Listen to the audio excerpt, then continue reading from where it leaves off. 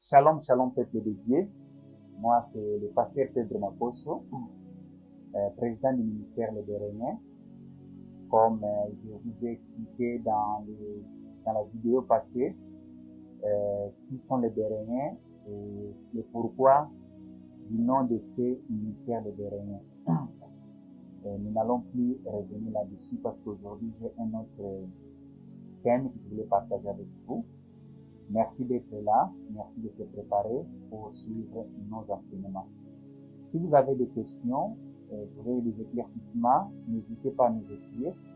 Nous donner aussi les moyens par lesquels on peut vous contacter. Nous le ferons. Nous sommes prêts à discuter avec vous. Non pas faire des discussions inutiles, des discussions qui construit, qui va permettre que vous puissiez comprendre en toute facilité la parole de Dieu. Mais nous, on n'est pas là pour faire des débats, des discussions qui peuvent nous amener dans des distractions, dans des choses qui ne glorifient pas le Seigneur, mais plutôt des choses qu'on peut trouver de base dans la parole de Dieu. Avant de commencer notre prière, nous allons prier, s'il vous plaît. Seigneur, nous te disons merci. Une fois de plus, nous te remercions, Seigneur, pour cette deuxième fois que nous venons pour pouvoir partager ta parole avec ton peuple. Bénis tout celui qui s'est disposé, Seigneur, qui a trouvé intéressant de suivre nos enseignements et que ces moments soient dédiés rien qu'à toi. Saint-Esprit, viens convaincre nos cœurs, viens nous aider à comprendre même au-delà de toute compréhension. Nous te remettons ce temps entre tes saintes, Seigneur. Utilise-moi comme une base, Seigneur. La bouche est mienne, mais les paroles sont pleines de taille. Parle à tes enfants en ce moment au nom de Jésus-Christ qui nous a ainsi. Amen. Bien-aimés, il y a un thème que je voulais partager avec vous. Peut-être que vous avez déjà entendu parler de ça, ou peut-être que c'est la première fois que vous allez entendre ça. Le thème est intitulé « La différence entre l'enlèvement et la deuxième venue du Christ ». La différence entre l'enlèvement et la seconde venue, soit la deuxième venue du Seigneur Jésus-Christ. Mais avant d'entrer un peu dans le détail, je voulais vous faire une introduction pour vous faire comprendre un petit peu par où est résumée cette différence. Nous savons aujourd'hui qu'il y a beaucoup de confusion sur ce thème. Chacun des fois comprend de sa façon. Nous, par la grâce de Dieu, avec des versets bibliques qu'on a trouvés, des recherches qu'on a fait dans la Bible, nous avons aussi compris quelque chose par l'aide du Saint-Esprit, ce qui différence, parce que j'étais aussi parmi ces gens-là qui avaient des confusions pareilles. Dans les jours à venir, après ce thème, je vais vous parler sur les 5 derniers chapitres de la Bible et du monde. Ce ne sont pas des chapitres que tu vas trouver dans la Bible. Pour ne pas dire que non, le pasteur Pedro Makoso vient encore ajouter des chapitres dans la Bible, mais que cela signifie. C'est juste un thème que j'ai intitulé de cette façon pour vous faire comprendre. Et par rapport à la Bible et par rapport au monde, il nous reste encore 5 chapitres. Le premier chapitre sera l'enlèvement de l'Église, parce qu'il s'agit de la chronologie des choses qui vont arriver dans les jours à venir. Je ne dis pas que ça se limite par là, parce qu'il peut y avoir encore une autre personne qui pouvait avoir peut-être la même inspiration, qui peut aussi donner d'autres éléments. Mais moi, de ma part, l'inspiration que j'ai eue concernant ça, les 5 derniers chapitres de la Bible et du monde. Pourquoi de la Bible? Parce que les éléments qui vont nous donner, les éléments que nous allons avoir comme bâtiment, c'est dans la Bible. Pourquoi le monde? Parce que ce sont des événements qui vont affecter le monde entier. Donc c'est vraiment inévitable. Qu'on le veuille ou pas, ce sont des choses, ces 5 derniers chapitres vont arriver. Premièrement, c'est l'enlèvement de l'Église. Et vu que je parle de cette différence entre l'enlèvement de l'Église et la seconde venue de Jésus-Christ, je vais parler d'enlèvement, mais quand je vais aborder ce chapitre, je vais encore parler ça dans la profondeur. L'enlèvement de l'Église, ça c'est la première des choses. Deuxième des choses, c'est le temps de la grande tribulation. Parce que juste après l'enlèvement, c'est le temps de la grande tribulation qui va se succéder. Troisième événement, ça sera la deuxième venue du Seigneur Jésus-Christ, on est en train de parler, on va parler bientôt. 4e chapitre, il s'agit de les règnes de millénium. Donc, juste après la venue du Seigneur Jésus-Christ, nous allons vivre cette époque de millénium. Pourquoi millénium? Parce que ça va durer 1000 ans. Et le diable sera emprisonné pendant tout ce temps, il sera en prison. Et le 5e chapitre, c'est le rétablissement du règne des cieux ici sur la terre. Comme nous le savons que le paradis, ça sera ici sur la terre. Donc, que Dieu nous prête ici, que Dieu nous fasse grâce. Juste après cet enseignement, dans nos prochaines vidéos, nous allons aborder ce thème. C'est vraiment intéressant et je crois que Dieu va t'aider pour que tu puisses découvrir beaucoup de vérités dans la Bible. S'il vous plaît, devenez béréniens. Pourquoi béréniens? Ce sont ces gens-là qui vérifient les Écritures. Même quand nous allons parler ici des choses bien, mais là où tu es, ne te confie pas seulement à nos connaissances, mais toi aussi, vérifie dans la Bible. Donc, quand tu me suis, prends aussi ta Bible, mets-la à côté. Vérifiez. Quand tu as des doutes sur quelque chose, n'hésitez pas de nous contacter. Bientôt, nous serons là dans Facebook, dans des TikTok. Nous allons utiliser les réseaux sociaux rien que pour apporter la bonne nouvelle. Ce n'est pas pour poster des photos, pour faire quoi que ce soit, mais nous allons vraiment parler de Jésus-Christ, faire épanouir l'évangile à travers les réseaux sociaux. Et je ne dis pas que ceux qui postent des photos, ils font mal. Chacun a sa façon de voir les choses. Merci beaucoup. Alors, la différence entre l'enlèvement de l'Église et la seconde venue du Seigneur Jésus-Christ. C'est quoi l'enlèvement? L'enlèvement, c'est un événement qui va arriver. Ça va arriver au moment où personne ne le sait. C'est une promesse que Jésus-Christ nous a donnée.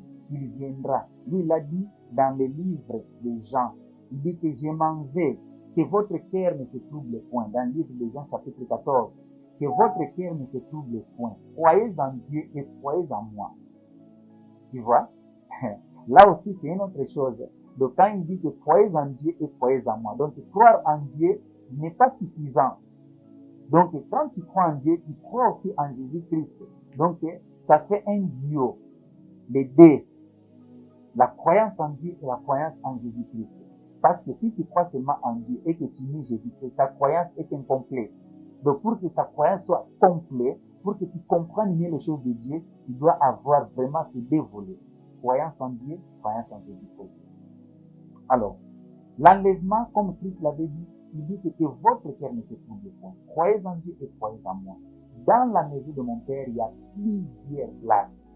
Je m'en vais vous préparer à chacun sa place. Et je reviendrai vous prendre, afin que là où je suis, vous y soyez aussi.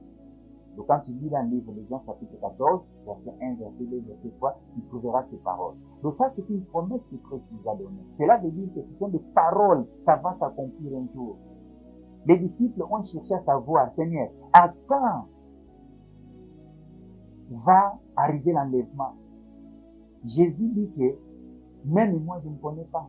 Ni l'heure, ni les jours. Même les anges ne connaissent pas. Mais n'oubliez pas, bien-aimés, quand Jésus-Christ dit qu'il ne connaît pas, c'est par rapport à sa nature humaine. Parce que Jésus-Christ, il avait deux natures quand il était sur la terre. Il avait la nature divine et la nature humaine. Dans sa nature humaine, c'est là où il avait des émotions. Il avait aussi peur. Il pleurait aussi. Et tant qu'humain, il avait aussi faim. Il avait aussi des problèmes. Il avait aussi des difficultés. Il se sentait aussi des fois abandonné. Père, pourquoi tu m'as abandonné? Ça, c'est sa nature humaine. Mais dans sa nature divine, il connaissait toutes choses. Il connaît le jour de l'enlèvement. Ça ne sera pas quelque chose ici, parce que c'est lui qui viendra nous prendre. Comment si c'est lui qui viendra nous prendre ne va pas connaître les jours? Il connaît les jours, il connaît l'heure. Mais s'il a dit cela, c'est par rapport à sa nature humaine. Ça aussi sont des choses que tu dois comprendre dans la Bible. Parce que quand Jésus-Christ, d'un côté, il parle, je suis le Fils de l'homme. D'un côté, il parle, je suis le Fils de Dieu. Ce sont ces choses-là qui troublent parfois les enfants de Dieu. Mais comment il s'appelle le Fils de Dieu? Et lui-même, il s'appelle aussi Dieu. C'est par rapport à ces deux natures. Lorsqu'il est dans sa nature divine, c'est un Dieu. Lorsqu'il est dans sa nature humaine, c'est un Fils de l'homme.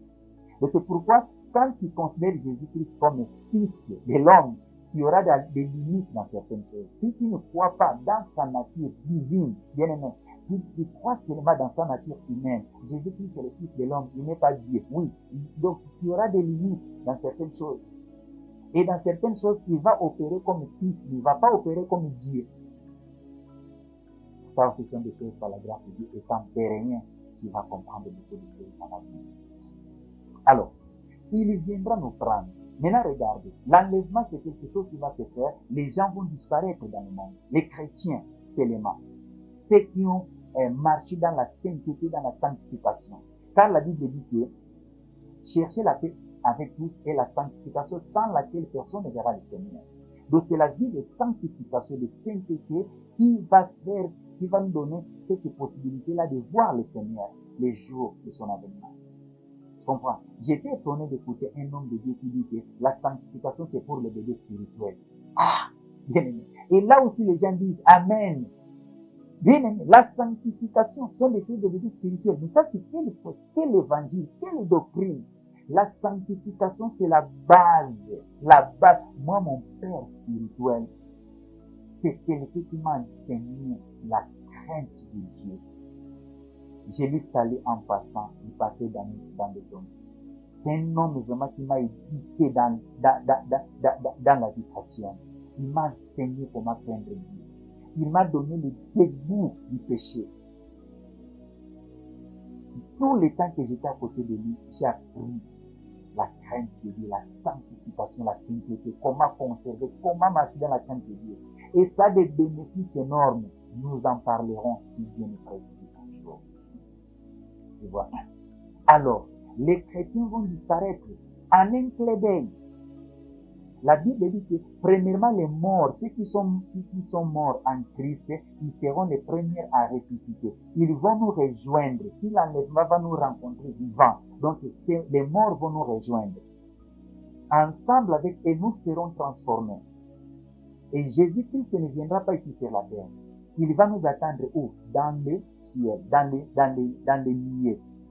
C'est là où il va rester pour nous attendre.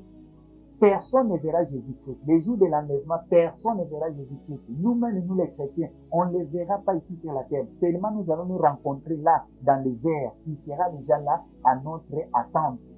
Ça, c'est l'enlèvement. Donc, il ne faut jamais faire cette confusion-là. Tu vois? Et lorsque nous serons enlevés, bien aimés, les habits vont rester. Toi qui aimes être sa terre, si le jour-là tu restes, t'inquiète, tu vas ramasser plein des habits dans la rue, des montres, des téléphones, de l'argent, beaucoup de choses qui vont rester parce qu'aucun chrétien sera enlevé avec les biens matériels. Tu vas voir des chaînettes en cours de route, ramasser comme tu veux, tu peux saper comme tu veux, mais ça ne sera pas facile de ramasser parce que le monde va bouger. Cette disparition va bouger le monde. Tu vois ce qui s'est passé pendant le temps de Covid. Ça, ce n'est rien bien aimé. Mais le monde va bouger le jour de l'enlèvement. Parce qu'il y aura des accidents, il y aura des troubles. Vous imaginez que dans un avion, le pilote, c'est un chrétien, il disparaît. Quel sera le sort? Vous imaginez que dans ces bus-là que tu as pris pour rentrer à la maison, avec cette vitesse, le chauffeur, c'est un chrétien, il disparaît. Réellement, donc, sans hypothèse, il y aura des événements catastrophiques. Tu vois? Parce qu'il y a quelqu'un qui était dans un poste pour veiller sur quelque chose et que cette personne est disparue. Qu'est-ce qui va arriver? Il arrivera toujours des situations. C'est pourquoi, bien aimé, je t'en supplie. Quand tu dors, tu te réveilles, dis seulement que Seigneur, souviens-toi de moi le jour de l'enlèvement. Il ne faut jamais souhaiter manquer cet événement. Tu vois? C'est pourquoi je te conseille, prends les choses de Dieu au sérieux. Tu as été déçu par les hommes, mais pas par Dieu. Revenez, bien aimé. Revenez, serre le Seigneur. Ne fuis pas l'église à cause du passé, toute l'église à cause des membres. Tu es allé à l'église pour servir Dieu. Nous sommes déçus. Pourquoi? Parce que nous sommes devenus des fois des fanatiques des hommes de Dieu. Au lieu de devenir des fanatiques de Jésus-Christ, on est devenus des fanatiques des pasteurs, des fanatiques. Donc, tu peux parler mal de Jésus, tu peux parler mal de la Bible, personne ne va t'engueuler. Mais essaie seulement de parler mal d'un pasteur. Et que son fidèle est là, son fan est là, son fanatique est là. Donc ça va crier, ne parlez pas comme ça mon pasteur. Mais quand tu parles mal de Jésus, personne ne va intervenir. Quelle honte! Bien aimé, quelle honte! C'est Jésus qui était mort sur la croix à cause de tes péchés. C'est lui qui a payé les prix. Nous, on est là comme des... Nous sommes vos serviteurs. Nous ne sommes pas des chefs. Nous sommes là pour vous servir. C'est ça la mission des serviteurs de Dieu. On les appelle serviteurs de Dieu. Nous sommes des serviteurs de Dieu auprès de son peuple. C'est vous les chefs. Tu vois, que Dieu nous fasse grâce. Donc ça, c'est l'enlèvement. Donc nous serons enlevés. Nous serons là dans le ciel à rencontre de notre Seigneur Jésus-Christ. Pourtant, maintenant, tandis que la deuxième venue du Seigneur Jésus-Christ, c'est un événement qui va arriver à la fin du temps de la grande tribulation. Donc l'enlèvement va se faire avant la grande tribulation. Mais pourtant, la seconde venue du Seigneur Jésus-Christ va se faire après la grande tribulation. Pourquoi on appelle ça seconde venue? Parce que c'est une venue physique. Donc, il viendra physiquement. La Bible dit que le monde entier le verra. Le monde entier. La première venue, c'est lorsqu'il est né de la Vierge Marie. Nous connaissons la vie de Jésus-Christ, comment il est grandi, son ministère, il est mort, il est ressuscité, et maintenant il est au ciel, il est assis à la droite du Père. Donc ça, c'était sa première venue. Maintenant, la deuxième venue, il viendra aussi physiquement, avec toute sa gloire et force. Pourquoi? Les peuples d'Israël, ils ont abandonné Christ. Tu vois? La plupart des... Je ne dis pas que tout le monde, mais bien aimé, pas moins de 70% ou 70% qui ont abandonné Jésus, qui ne croient pas que Jésus-Christ, il est Seigneur et Sauveur. C'est pourquoi des fois, il y a beaucoup de hommes de Dieu qui courent en Israël, croyant que non, comme c'est le pays de Jésus-Christ, c'est quand tu vas là-bas, tu auras l'onction, tu auras ceci, cela. Dieu est partout, Jésus-Christ est partout. Ce n'est pas seulement en Jérusalem. Christ a dit à la femme samaritaine, femme, je te dis, ça ne sera plus dans les montagnes. Ça ne sera plus à Jérusalem. Mais l'heure est venue, où il est déjà venu, où les vrais adorateurs, les vrais serviteurs vont servir Dieu en esprit et en vérité. Les vrais enfants de Dieu vont adorer Dieu en esprit et en vérité.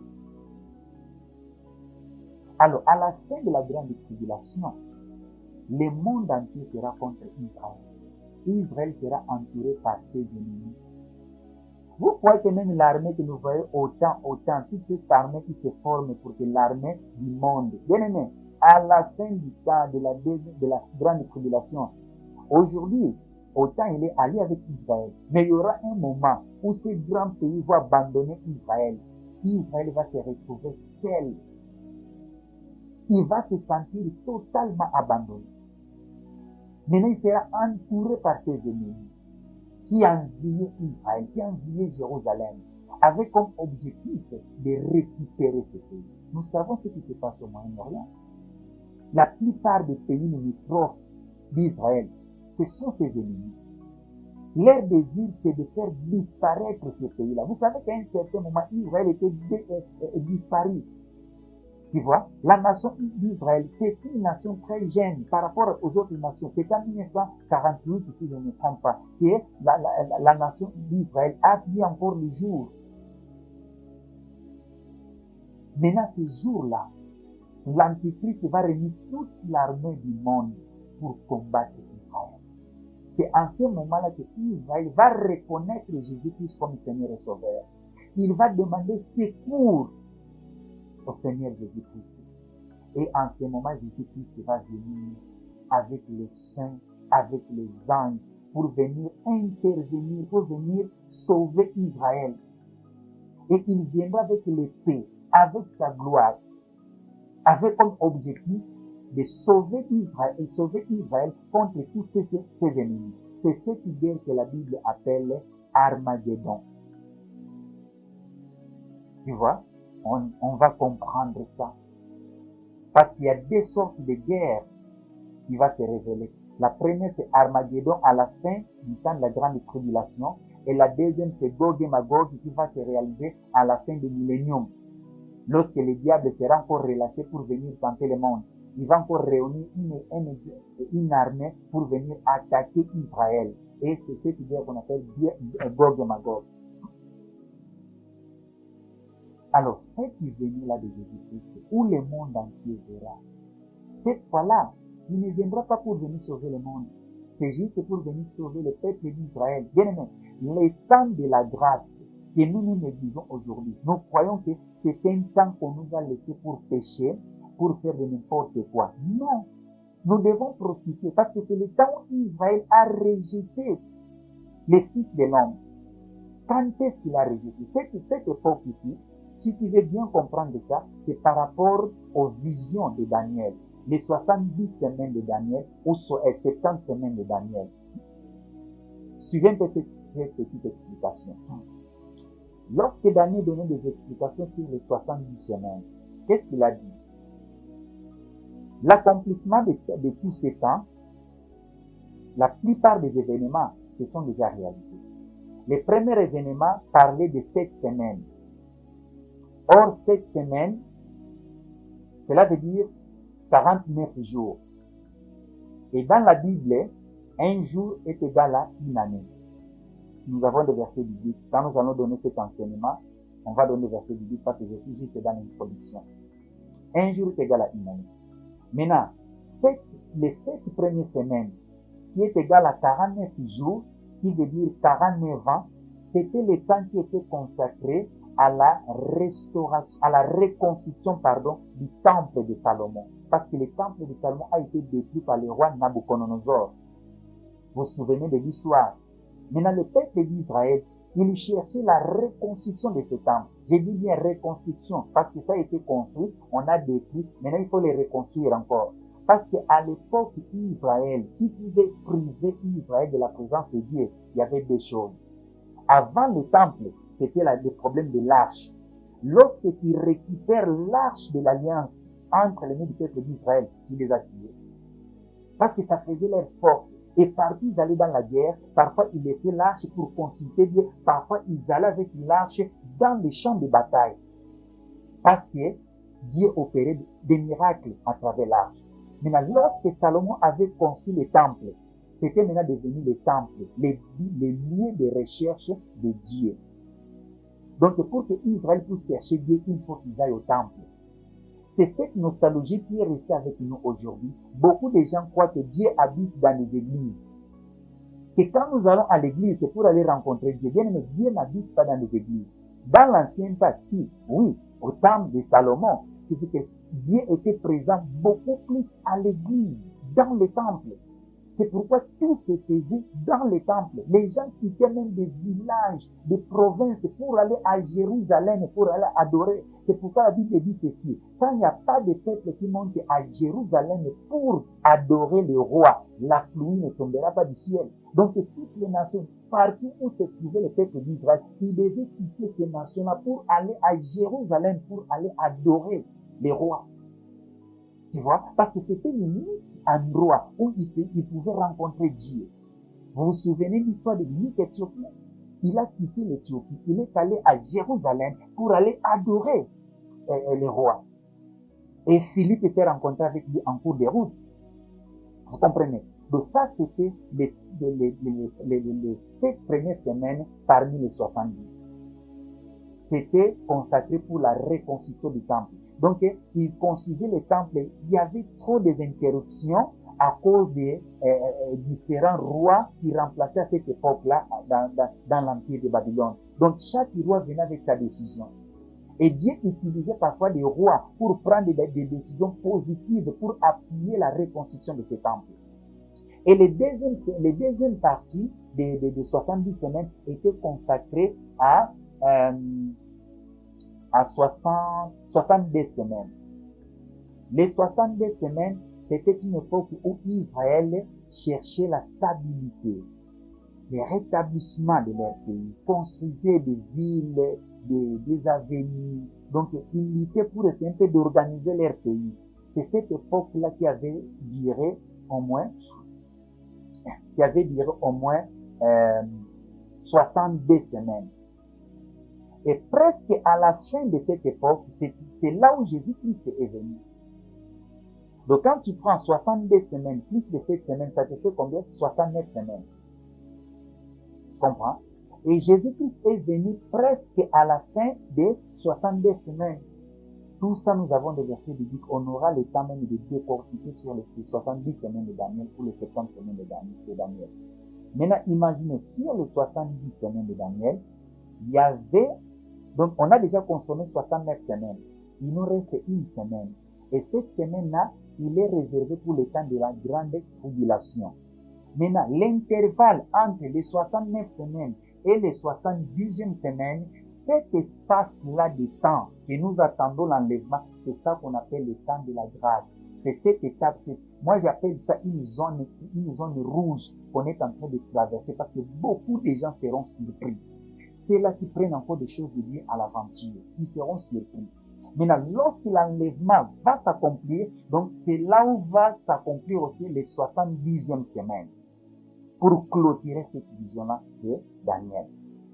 Tu vois? Donc, bien aimé, profitez de ce temps ici, le temps de la grâce, pour qu'ils puissent revenir, abandonner les mauvaises choses, les mauvais chemins, bien aimé. Tout m'est permis, mais tout n'est pas utile. Tout m'est permis, mais je ne me laisserai asservir par quoi que ce soit. Pourquoi tu te laisses emporter à n'importe quoi? Alors, la deuxième venue de Jésus-Christ, il ne viendra pas comme dans la première venue, il est venu sauver le monde. Jean-Baptiste a dit, voici l'agneau de Dieu qui ôte les péchés du monde. C'est pour le salut du monde qu'il est venu. Mais dans sa deuxième venue, c'est pour le salut du peuple d'Israël. Il ne faut jamais oublier ça. Parce qu'au temps des grandes tribulations, oui, il y aura des gens qui vont se convertir. Mais ça ne sera pas facile, bien aimé, de devenir chrétien au temps des grandes tribulations. Tu vois? Chacun se sauvera par son propre sang. Ça sera difficile. C'est pourquoi il ne faut jamais souhaiter ça. C'est là où on parle de la marque de la bête et toutes ces histoires. Et quand tu refuses, il y a des tortues, il y a beaucoup de choses. Il y aura apparaissement de beaucoup de mauvais esprits parce que le monde sera donné totalement entre les mains de l'Antichrist pour qu'il règne, parce que c'est l'accomplissement de la parole de Dieu. Donc voilà là où il y a la différence entre l'enlèvement et la seconde venue de Jésus-Christ. Mais il ne faut plus avoir cette confusion. Les prochaines vidéos, nous allons parler avec les détails, tout ce que j'ai dit. Je vais donner des versets bibliques. Parce que nous, étant donné que nous sommes des Béréniens, nous devons prouver chaque parole avec les versets bibliques. Merci de nous avoir suivis. Que Dieu te bénisse. Que Dieu t'ouvre l'intelligence. Que Dieu te donne un cœur pour retenir ces choses. Parce que c'est ça le message qu'il nous faut à ce temps-ci. Plus tu vas craindre Dieu, plus tu verras la main de Dieu dans ta vie. Je vais prier pour toi, bien. Tendre Père Dieu Tout-Puissant, merci parce que tu as fait de nous, les Béréniens, un peuple éveillé dans les Écritures, qui ne se laisse pas emporter par des vents de doctrine. Merci Jésus parce que je sais qu'au travers cette chaîne, tu vas nous ouvrir l'intelligence pour que nous puissions comprendre les Écritures. La Bible dit que mon peuple périt faute de connaissance. Seigneur, s'il te plaît, nous avons besoin de cette connaissance. Capacité des hommes et des femmes, des serviteurs de Dieu, qui vont passer ici pour parler de ces choses, afin que le peuple de Dieu soit sauvé.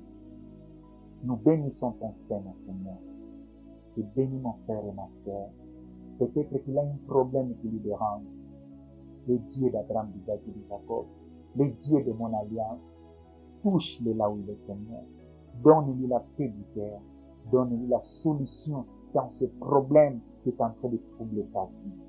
J'ai la foi, Seigneur, que c'est lui qui a écouté cette prière, quel que soit le problème qu'il a, que ce soit maladie ou une situation quelconque, je sais que la main de mon Dieu l'a touché là où il est, au nom puissant de Jésus-Christ.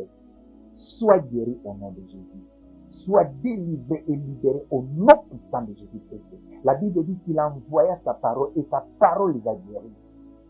Reçois la solution dans cette situation, dans ce problème qui est en train de perturber sa vie. Que la paix du Seigneur inonde ta vie, inonde ton cœur, au nom de Jésus-Christ que nous avons ainsi prié. Amen. N'oubliez pas de vous abonner et de liker nos vidéos. Et prochainement, lorsque nous allons publier, vous pouvez recevoir la nouvelle vidéo. Nous allons donner la continuité de cet enseignement. Merci, que mon Dieu vous bénisse abondamment. Shalom.